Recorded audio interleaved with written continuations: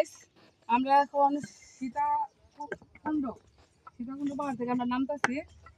দেখেন রাস্তাটা কত সুন্দর, সিঁড়ি আর সিঁড়ি। মনে করুন সিঁড়িটা নামতে খুব ভালো লাগতেছে।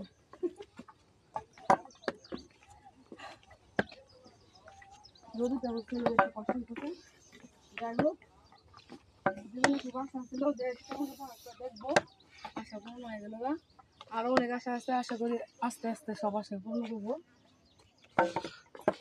ঠিক আছে, পাহাড়ি এলাকায় জীবনে ফার্স্ট আইলাম, এত বড় পাহাড় জীবনে দেখছি না।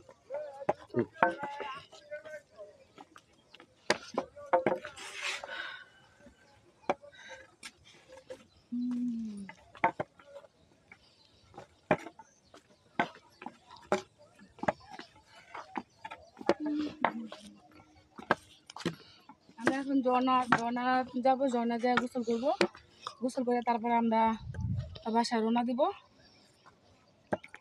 যা দেখি ঝর্ণাটা কিরকম, জীবনে ঝর্ণা দেখছি না, এই সিনেমার মধ্যে দেখছিলাম। আজকে আমরা জীবনে ফার্স্ট ঝর্ণার মধ্যে যাইতেছি, খারাপ আসছি দেখতে না মন যায়।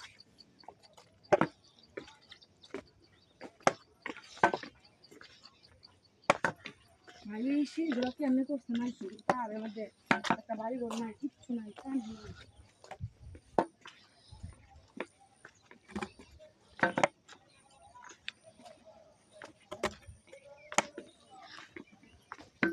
রোদ হঠাৎ করে রোদটা খেলে উঠলো,